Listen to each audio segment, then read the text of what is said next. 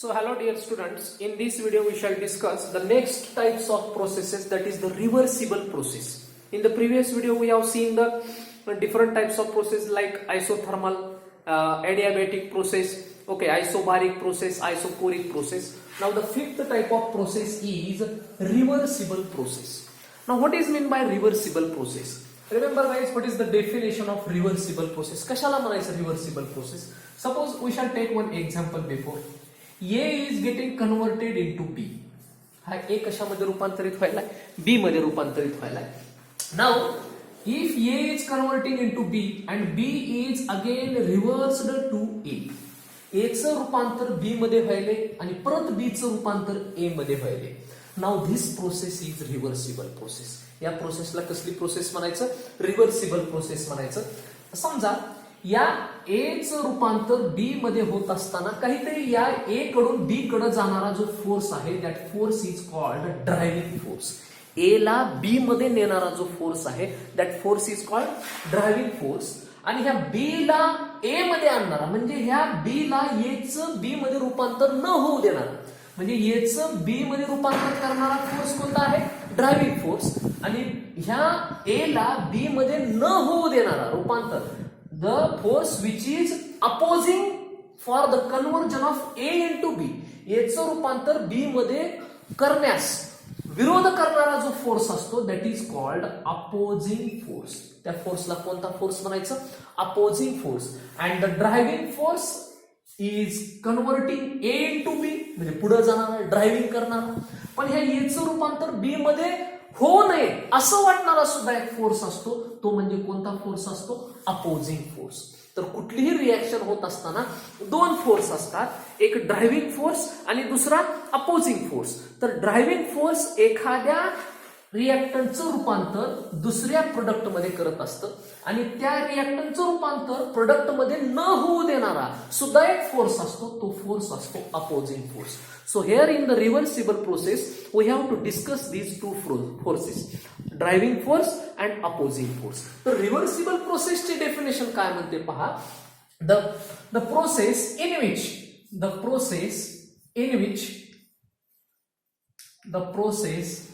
which driving force, कोणता force? पुढे जाणारा, A चं रूपांतर B मध्ये करणारा, ड्रायव्हिंग फोर्स is infinitesimally म्हणजे अतिशय थोड्या फरकाने. The process in which driving force is infinitesimally greater than opposing force. कोणता फोर्स ग्रेटर आहे म्हणतोय तो?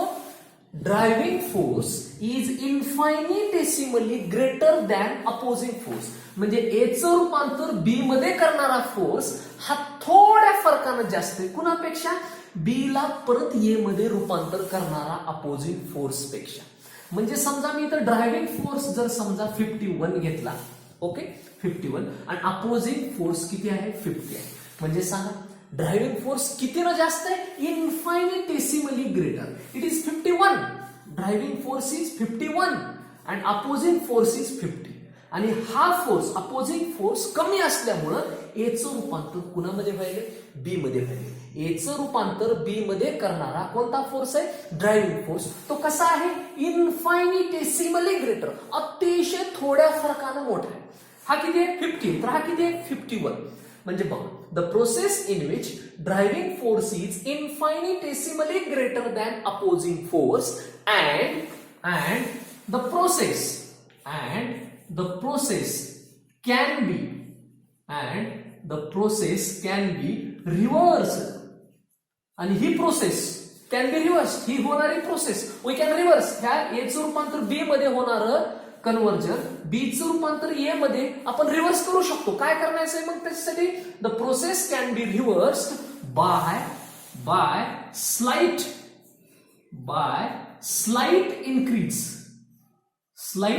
Increase in opposing force. आपल्याला काय करायचं? मग ह्या प्रोसेसला जर रिव्हर्स करायचंय तर मला काय करावं लागणार? लागणार आहे? अपोजिंग फोर्सला स्लाइट इन्क्रीज करावं लागणार आहे. म्हणजे ड्रायव्हिंग फोर्स किती आहे? 51 आहे. अपोजिंग फोर्स त्यावेळेस किती आहे? 50 आहे. त्याच्यामुळं हा 51 जास्त असल्यामुळे 50 पेक्षा A is getting converted into B. याचं रूपांतर कशात व्हायले? बी मध्ये. पण मला आता काय करायचंय? त्या प्रोसेसला रिव्हर्स करायचंय. The process can be reverse.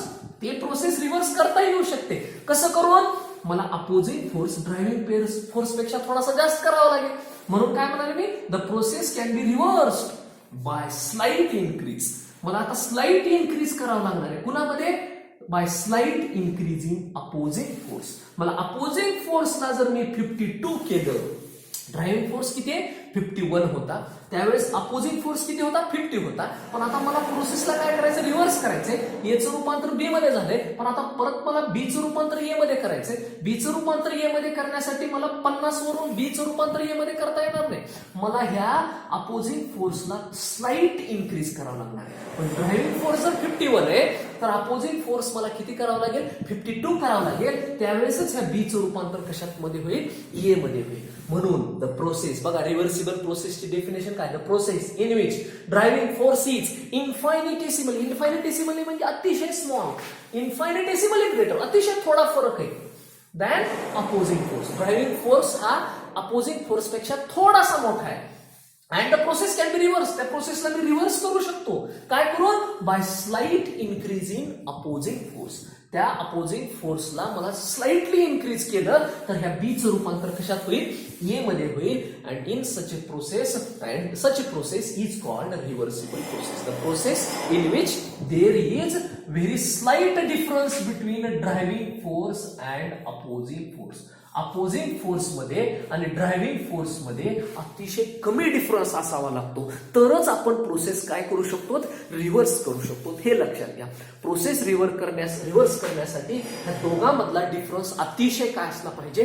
कमी असला पाहिजे. तरच आपण ड्रायव्हिंग फोर्स आणि अपोजिंग फोर्स मधला जर डिफरन्स कमी असेल, then and then only we can reverse the process. इथं 51 होता, हा 50 होता. मी ह्या 50 ला 52 केलं, म्हणून बीचं रूपांतर कशात होऊ शकलं? ए मध्ये. आणि म्हणून ही प्रोसेस रिव्हर्सिबल करता आली. नाहीतर ही प्रोसेस जर ह्याच्यातला जर डिफरन्स, जर समोरचा ड्रायव्हिंग फोर्स 50 असता आणि अपोजिंग फोर्स 10 असता, ड्रायव्हिंग फोर्स एचं रूपांतर बी मध्ये करणारा किती आहे?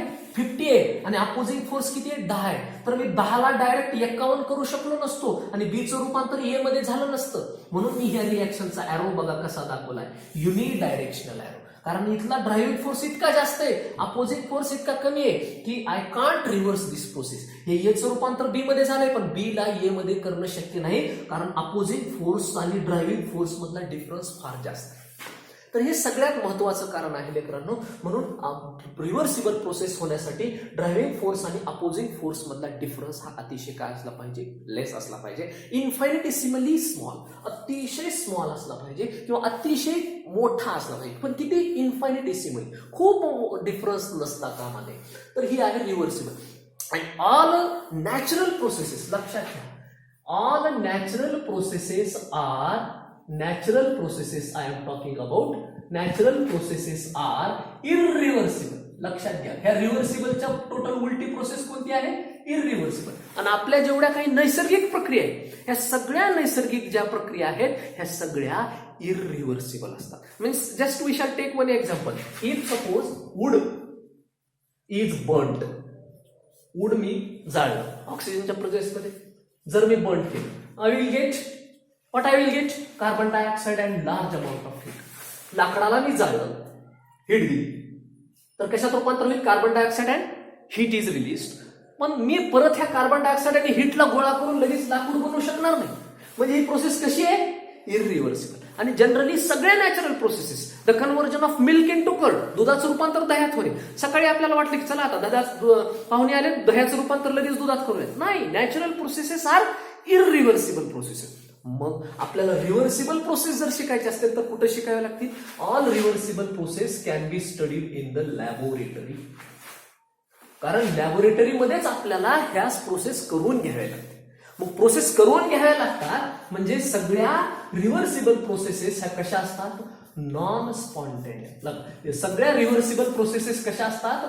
स्पॉन्टेनियस असतात. स्पॉन्टेनियस म्हणजे बघा, ज्या नॅचरल प्रोसेस असतात त्या इररिव्हर्सिबल असतात आणि ज्या इरिव्हर्सिबल असतात म्हणजे ज्या नॅचरली घडतात त्यांच्यात परत त्या स्वतःहून घडतात म्हणून त्या कशा असतात नॅचरल प्रोसेसेस स्पॉन्टेनियस असतात मग रिव्हर्सिबल प्रोसेस ह्या कशा असतात स्वतःहून घडत नाहीत हा फोर्स मला वाढवावा लागला एचं रूपांतर बी मध्ये झालं पण बीचं ए मध्ये करण्यासाठी मला 50चा फोर्स किती करावा लागला 52 मला हा करावा लागला स्वतः मला त्याच्यात इन्व्हॉल्व्ह व्हावं लागलं मला तिथला फोर्स वाढवावा लागला म्हणजे हा स्वतः बीचं रूपांतर ए मध्ये झालं नाही मग सगळ्या रिव्हर्सिबल प्रोसेसेस ह्या नॉन स्पॉन्टेनियस असतात लक्षात ठेवा रिव्हर्सिबल प्रोसेसेस ह्या नॉन स्पॉन्टेनियस ज्या स्वतःच्या स्वतः घडतात त्या स्पॉन्टेनियस स्वतःच्या इच्छेनं घडतात नॅचरल प्रोसेसेस ह्या स्पॉन्टेनियस असतात conversion of milk into curd तुम्ही विरजण टाकलं भली तुम्ही त्याला फक्त सुरुवात करून दिली पण नॅचरली आपोआप घडलं त्या दुधाचं रूपांतर दह्यामध्ये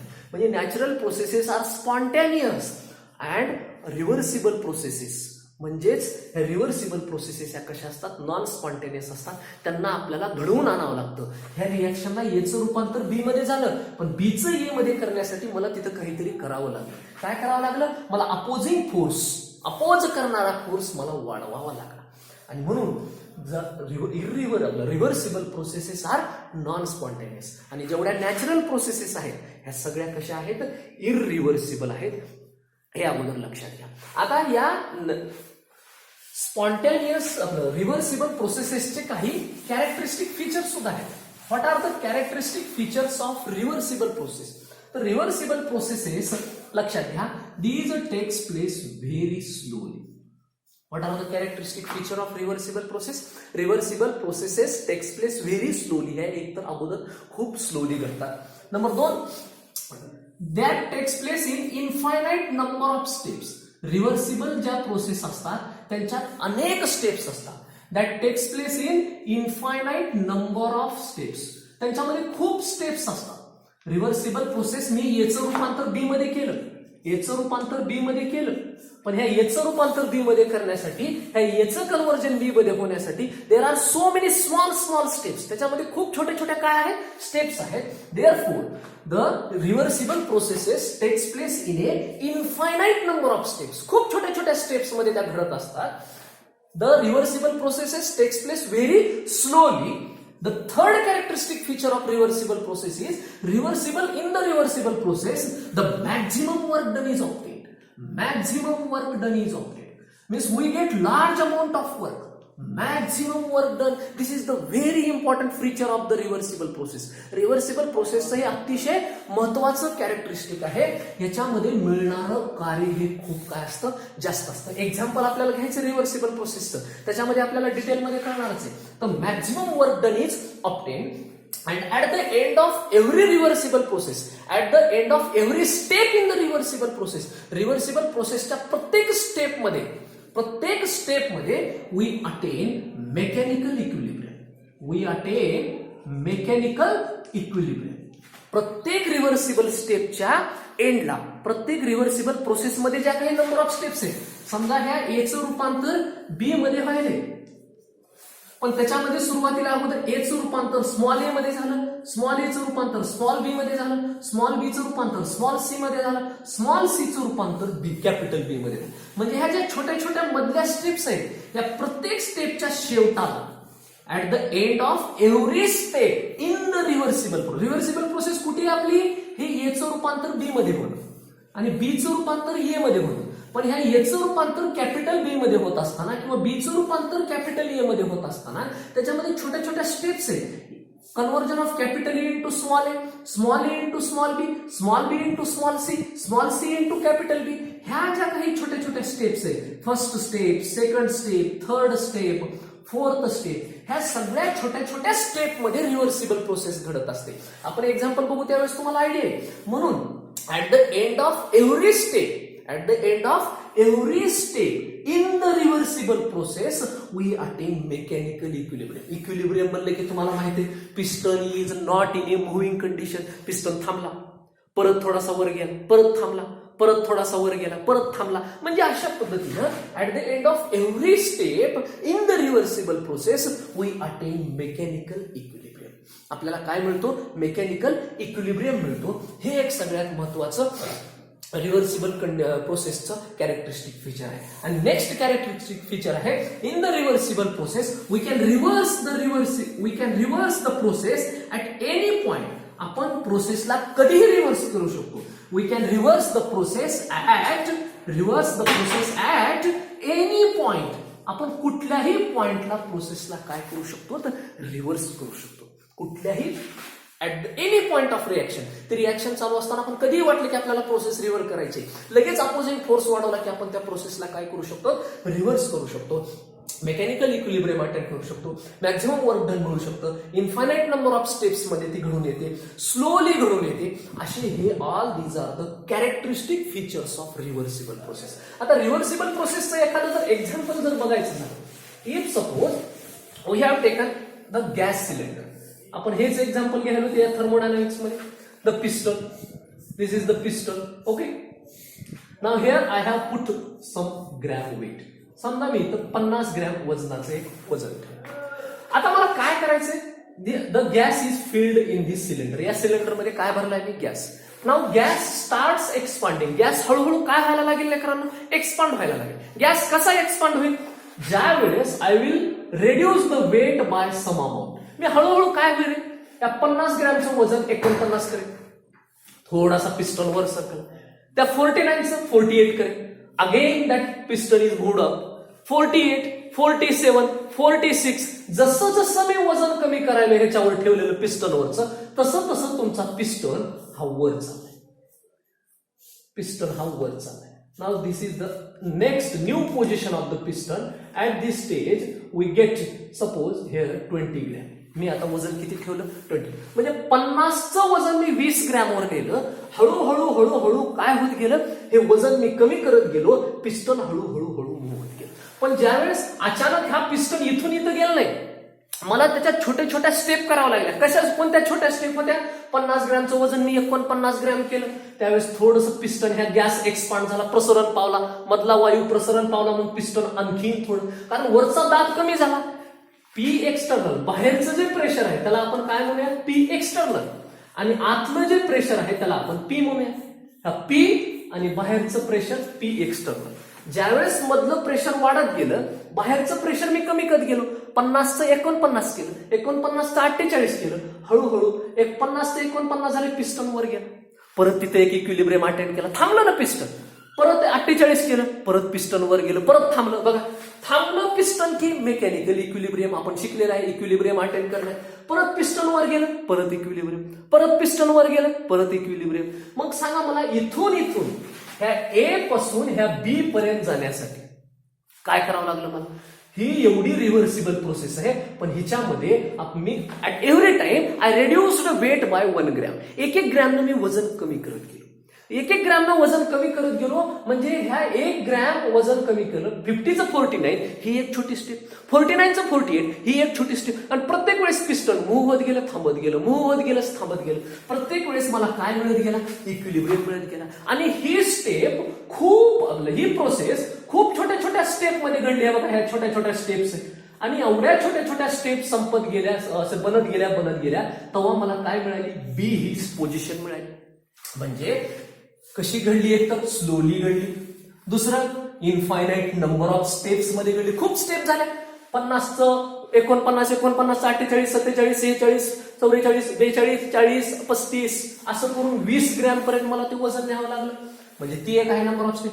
मॅक्झिमम वर्क, जेवढ्या स्टेप जास्त असतात तेवढं वर्क डन जास्त असतं. आणि रिव्हर्सिबल प्रोसेसेसमध्ये स्टेप्स जास्त असल्यामुळे, स्टेप्सची संख्या जास्त असल्यामुळं मिळणारं कार्य काय असतं, जास्त असतं. स्टेप्सची संख्या जास्त असल्यामुळं मिळणारं कार्य काय असतं, जास्त असतं. हे एक सगळ्यात महत्वाचं कॅरेक्टरिस्टिक फीचर आहे. आणि म्हणून ज्यावेळेस आता मला हे बीला परत इकडे आणायचंय, मी काय करेन, ह्या 20चं परत 21 करेन, 20चं 21, 21चं 22, 22चं 23. एक स्टेज अशी येईल की पी एक्सटर्नल वाढत जाईल प्रेशर, आणि पी इंटरनल म्हणजे मधलं प्रेशर कमी होत जाईल. हळूहळू पिस्टन परत खाली यायला लागेल, स्टेप बाय स्टेप ते खाली यायला लागेल. खूप नंबर ऑफ स्टेप्स मध्ये ते परत ओरिजिनली यायला येईल. म्हणजे एचं रूपांतर बी मध्ये झालं आणि बीचं रूपांतर ए मध्ये झालं.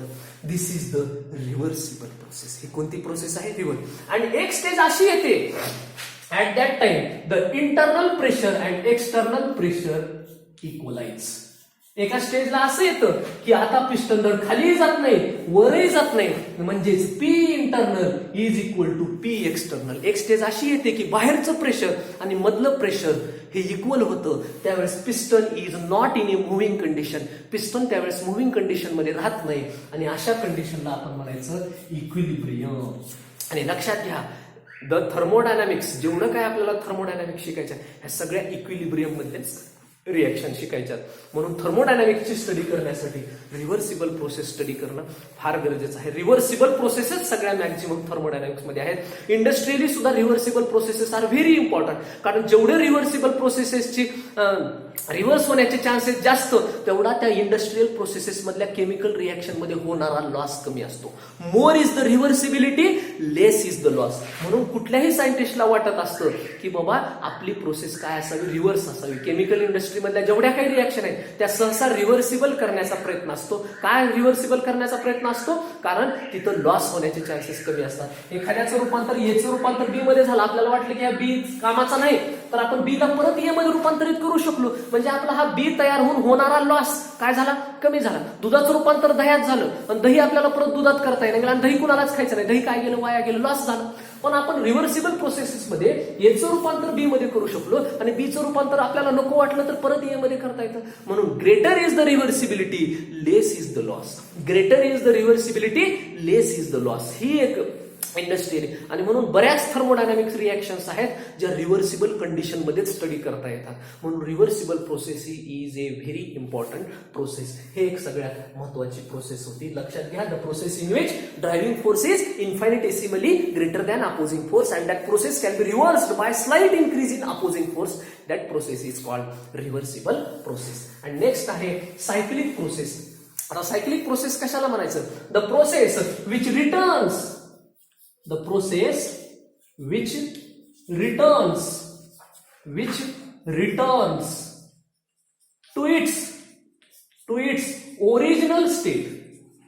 The process which returns to its original state after completing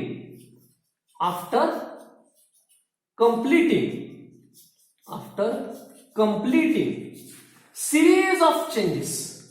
After completing series of changes is called cyclic process. कशाला म्हणायचं cyclic process? The process which return to its original state. जिथून सुरुवात झाली तिथंच जर येत असेल, म्हणजे कसं, if suppose this is the one, इथून एक प्रोसेस सुरुवात झाली, 1चं 2 स्टेट गेली, 2चं 3 नंबरच्या स्टेटला गेली, 3चं 4 नंबरच्या लाईन, 4 वरून परत 1 ला.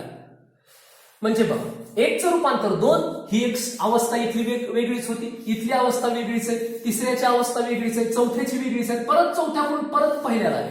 म्हणजे ह्या प्रोसेसनं काय केलं, एक सायकल पूर्ण केलं. आणि अशी सायकल पूर्ण करून the process which return to its original state, परत पहिल्याच अवस्थेला आले.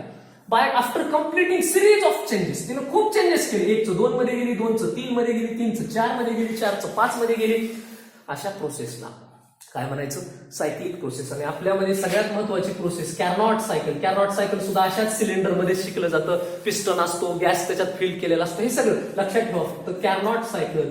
किंवा आपल्या घरातलं रेफ्रिजरेटर मध्ये सुद्धा हीट रिलीज केली जाते, हीट ऍब्सॉर्ब केली जाते, हीट रिलीज केली जाते, हीट ऍब्सॉर्ब केली जाते. म्हणजे इनिशियल आणि फायनल स्टेट. कसली स्टेट? इनिशियल आणि फायनल स्टेट जर सेम असेल, इनिशियल आणि फायनल स्टेट, इनिशियल निघाली, परत तिथून येऊन परत फायनली तिथंच आली, म्हणजे इनिशियलची अवस्था एकच होती, फायनली फिरून आल्यानंतर सुद्धा किती राहिली, एकच राहिली. म्हणजे इनिशियल आणि फायनल स्टेट जिथं इक्वल असते ती कसली प्रोसेस असते, सायक्लिक प्रोसेस असते. आणि दुसरं सगळ्यात महत्वाचं, internal energy. Initial internal energy आणि final internal energy are also same. Initial internal energy आणि फायनल इंटरनल एनर्जी जिथं सेम असतात ती सुद्धा कसली प्रोसेस असते, सायक्लिकच प्रोसेस असते. तर सायक्लिक प्रोसेस होण्यासाठी सगळ्यात महत्वाची कंडिशन ती प्रोसेस जिथून निघाली तिथंच आली पाहिजे, तर ती सायक्लिक प्रोसेस. तिची इनिशियल आणि फायनल स्टेट सेम असते, ती सायक्लिक प्रोसेस. तिची इंटरनल एनर्जी, इनिशियल सुरुवातीची इंटरनल एनर्जी एकची जेवढी आहे तेवढीच फिरून फिरून आल्यानंतर जर त्या एकची राहत असेल तर ती कसली process? Cyclic process. The process which returns to its original state after completing series of changes. खूप चेंजेस केल्यानंतर परत तिथं जर येत असेल, that process is called cyclic process. So this is all about the reversible process and cyclic process. Thank you guys.